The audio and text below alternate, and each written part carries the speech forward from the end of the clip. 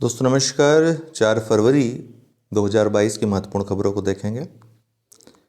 6 फरवरी से UP PCS 2022 का test शुरू हो रहा है। टेस्ट शेड्यूल जय हो स्टडी टेलीग्राम ग्रुप पे आज हम दे देंगे और एक वीडियो में भी बता देंगे कब कब आपका कौन कौन सा टेस्ट है। तो संपर्क कर लीजिएगा इस व्हाट्सएप नंबर पे टेस्ट सीरीज से जुड़ने के लिए। विश्व कैंसर दिवस 4 फरवरी को मनाया जाता है। इसकी थीम बहुत पूछता है, तो थीम याद रखिएगा, close the care gap. Close the care gap इस बार की थीम है। Everything deserves access to cancer care. हर वर्ष 4 फरवरी को विश्व कैंसर दिवस मनाया जाता है। इस दिन को मनाने का उद्देश्य कैंसर जैसी गंभीर और जानलेवा बीमारी को लेकर लोगों में जागरूकता फैलाना है। Union for international cancer control ने वर्ष 1993 में इस दिन को मनाने की शुरुआत की थी, ताकि इस दिन के जरिए लोगों को इस बीमारी और इससे बचने के तरीकों को लेकर जागरूक किया जा सके। तो इस बार की थीम याद रखिएगा। इस थीम को वर्ष 2022 से 2024 तक के लिए रखा गया है, यानी पूरे 3 वर्ष के लिए रखा गया है। तो एक नई बात है, ध्यान रखिएगा, ये थीम जो है 3 वर्ष के लिए है, क्लोज द केयर गैप। तो एक प्रकार से समावेशी पहुंच के लिए, जो इसका इलाज है उसको पहुंचाने के लिए, समावेशी पहुंच सब तक ये पहुंच इसकी प्राप्त हो सके, ये लक्ष्य है। इसीलिए थीम को 3 वर्ष के लिए रखा गया है। Raising and accelerating MSME performance programme RAMP। RAMP programme क्या है पूछ सकता है, किससे जुड़ा हुआ है? तो एमएसएमई से जुड़ा हुआ है। केंद्रीय बजट 2022-23 की प्रस्तुति के दौरान वित्त मंत्री ने घोषणा की कि रैम्प कार्यक्रम को 6,000 करोड़ रुपए की अनुमानित लागत से शुरू किया जाएगा। ठीक है, रैम्प कार्यक्रम को इस बजट में यह घोषणा हुई है, 6,000 करोड़ रुपए की अनुमानित लागत से शुरू किया जाएगा। कार्यक्रम को 5 वर्ष के लिए लागू किया जाएगा। कितने वर्ष के लिए? 5 वर्ष के लिए। एक एक चीज आप फैक्ट देखोगे, करंट अफेयर्स इसी तरह स्टेटमेंट में पूछ लेगा। रैम्प कोविड रिकवरी कार्यक्रम है। इसका उद्देश्य कोविड रिकवरी मतलब ये स्वास्थ्य कार्यक्रम नहीं है। किसकी रिकवरी? MSME क्षेत्र की रिकवरी। ओके, इसका उद्देश्य भारत में MSME की स्थिति में सुधार करना है। कोविड महामारी और लॉकडाउन के कारण MSME बुरी तरह प्रभावित हुए हैं। यह MSMEs को वित्त की बेहतर पहुंच प्रदान करेगा। रैम्प कार्यक्रम, भारत में 40% MSMEs के पास वित्त तक पहुंच नहीं है। MSMEs भारतीय अर्थव्यवस्था की रीढ़ हैं। वे देश के निर्यात में 40% और सकल घरेलू उत्पाद का 30% योगदान करते हैं। ठीक है, भारत में रामसर स्थलों की संख्या 49 तक पहुंची। एक गुजरात में खजड़िया और बखीरा उत्तर प्रदेश का 2 नए रामसर स्थल घोषित हुए हैं। 2 फरवरी को जो विश्व आर्द्रभूमि दिवस था, उस दिन भारत के 2 नए रामसर स्थल चिन्हित किए गए और उत्तर प्रदेश में अब कुल रामसर स्थलों की संख्या 10 हो गई है, देश में सर्वाधिक है। ठीक है, इसके पहले आर्द्र भूमियाँ कितनी थी? रामसर स्थल जिसको रामसर साइट का दर्जा मिला था तो 47 थी, 2 बढ़ गई, 49 हो गई। सुल्तानपुर नेशनल पार्क में वर्ल्ड वेटलैंड डे मनाया गया।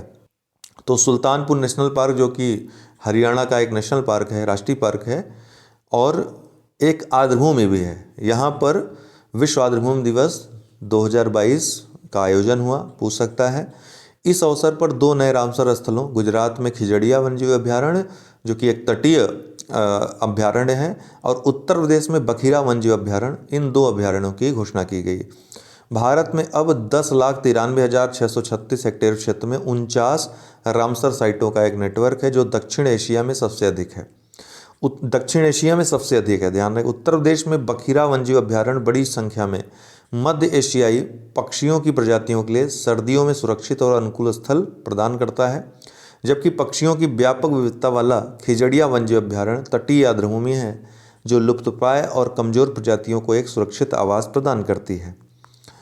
होयसल मंदिरों को विश्व विरासत सूची के लिए नामित किया गया। तो नामित किया गया है, घोषित नहीं किया गया है, दोनों में अंतर है, ध्यान रखिएगा। तो बहुत समय से होयसल मंदिर जो है यूनेस्को की संभावित सूची में चल रहे हैं, तो इस बार नामित किया गया है, मे भी मिल भी जाए तो ऐतिहासिक धरोहर है, मिलना भी चाहिए। कर्नाटक में बेल्लूर, हालेबीड और सोमनाथपुरा के होयसल मंदिरों को भारत से वर्ष 2022-23 के लिए विश्व विरासत सूची के लिए नामांकित किया जाएगा। 15 अप्रैल 2014 से होयसल मंदिर जो है यूनेस्को की संभावित सूची में है। यह मंदिर भारत की समृद्ध सांस्कृतिक और ऐतिहासिक विरासत के साक्षी रहे हैं। यूनेस्को क्या है? यूनेस्को अर्थात United Nations Educational Scientific and Cultural Organization, ये संयुक्त राष्ट्र का ही एक भाग है दोस्तों। दरअसल जब द्वितीय विश्व युद्ध चल रहा था उस समय कुछ बुद्धिजीवी वर्ग मित्र राष्ट्रों के, इंग्लैंड के, अमेरिका के, फ्रांस आदि के बैठे थे। उन्होंने ये संकल्पना की कि अगर ऐसे ही युद्ध होते रहे बड़े लेवल पे तो ये दुनिया पूरी विनष्ट हो जाएगी, विकास के नाम पे विनाश हो जाएगा, है ना। फिर हम दुनिया जो औद्योगिक क्रांति से आगे हम लोग बढ़ रहे थे बहुत पीछे चले जाएंगे, और स्थिति वाकई में काफ़ी गंभीर थी।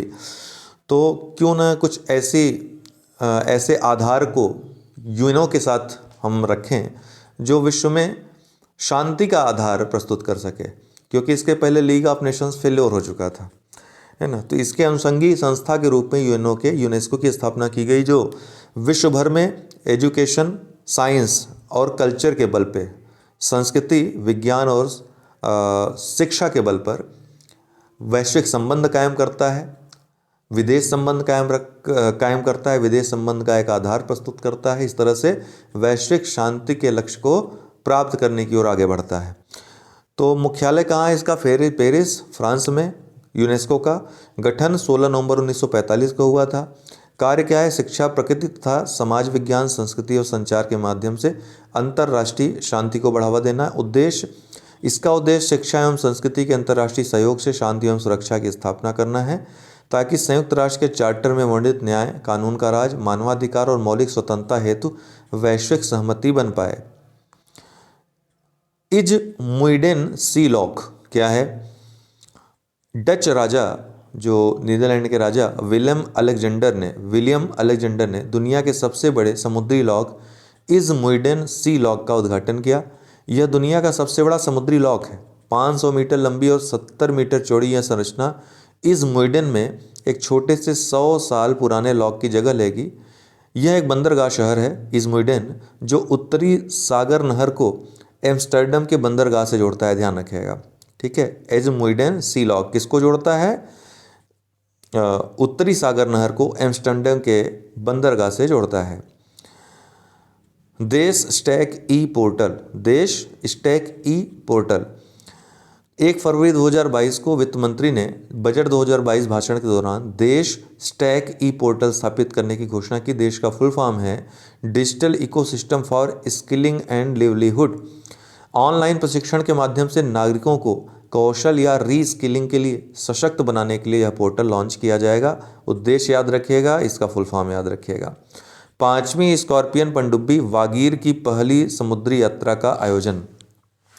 5वीं स्कॉर्पियन पनडुब्बी, तो प्रोजेक्ट 75 यार्ड 11,879 की 5वीं पनडुब्बी भारतीय नौसेना के कलावरी वर्ग ने 1 फरवरी 2022 को अपना समुद्री परीक्षण शुरू किया। पनडुब्बी को नवंबर 2020 में Mazagon Dock Ship Builders Limited के कान्होजी आंग्रे वेट बेसिन से लॉन्च किया गया था। कमीशनिंग के बाद पनडुब्बी का नाम वागीर रखा जाएगा। यह अन्य परीक्षणों के पूरा होने के बाद वर्ष 2022 में भारतीय नौसेना को डिलीवर की जाएगी। ये जो प्रोजेक्ट 75 दिख रहा है, फ्रांस के साथ भारत का प्रोजेक्ट है। इसमें भारत फ्रांस की मदद से 6 स्कॉर्पियन क्लास पनडुब्बियों का निर्माण करेगा।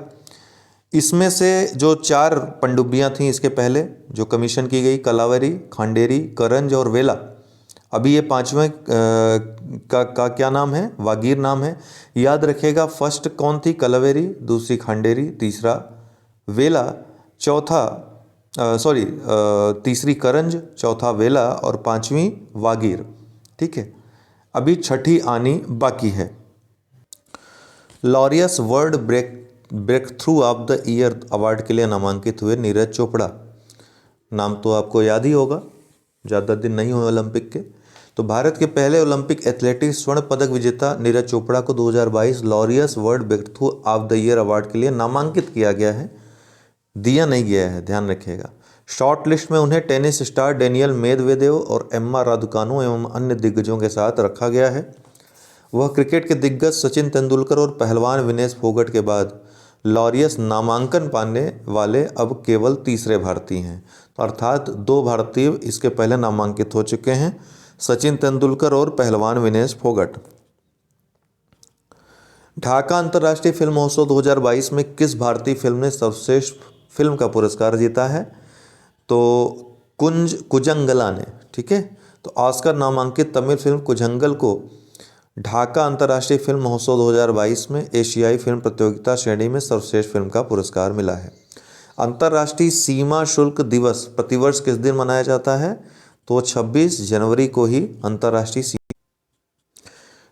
केंद्र सरकार की स्वास्थ्य योजना central government health scheme CGHS की नई वेबसाइट और मोबाइल ऐप माई CGHS लॉन्च किया गया है। यह योजना किस वर्ष शुरू की गई थी? CGHS है, सेंट्रल गवर्नमेंट हेल्थ स्कीम, किस वर्ष शुरू की गई थी? 1954 में। बहुत महत्वपूर्ण है। तो इसकी नई वेबसाइट www.cghs.government.in है और मोबाइल ऐप माई CGHS, ठीक है। इसको 1954 में शुरू किया गया था, सेंट्रल गवर्नमेंट हेल्थ स्कीम को। कोयला मंत्रालय ने कोयला क्षेत्र से संबंधित प्रमुख प्रदर्शन संकेतक साझा करने के लिए कोयला दर्पण पोर्टल लॉन्च किया है। कोयला दर्पण याद रखिएगा। प्रारंभ में कितने KPI को जो संकेतक हैं उनको पोर्टल पर सूचीबद्ध किया गया है? तो कुल 9 KPI को इस पोर्टल पर लॉन्च किया गया है, कुल 9। 2022 में अंतर्राष्ट्रीय सीमा शुल्क दिवस का विषय क्या है? तो सीमा शुल्क दिवस का विषय है, थोड़ा लंबा है, डेटा संस्कृति को अपनाकर और डेटा पारिस्थितिकी तंत्र का निर्माण करके सीमा शुल्क डिजिटल परिवर्तन, ये थीम है इसकी, ठीक है। किस बैंक ने फिटनेस वॉच में इजी पे इंटीग्रेटेड डेबिट कार्ड सुविधा शुरू की है? तो सिटी यूनियन बैंक ने। किस देश का संबंध आदिवासी ध्वज से है जो खबरों में हाल ही में रहा? तो ऑस्ट्रेलिया का संबंध आदिवासी ध्वज से है। ऑस्ट्रेलियाई सरकार ने आदिवासी ध्वज का कॉपीराइट खरीद लिया है ताकि पहचान के प्रतीक को झगड़े से मुक्त किया जा सके कि कौन इसका उपयोग कर सकता है। राष्ट्रपति की ओर से कौन सा विभाग भारत की आकस्मिकता निधि का प्रबंधन करता है? तो आर्थिक मामलों का विभाग भारत की आकस्मिकता निधि का प्रबंधन करता है, ठीक है। भारत के राष्ट्रपति की ओर से वित्त मंत्रालय के आर्थिक मामलों के विभाग के पास यह निधि रहती है। तो आज के लिए इतना ही। बहुत बहुत धन्यवाद।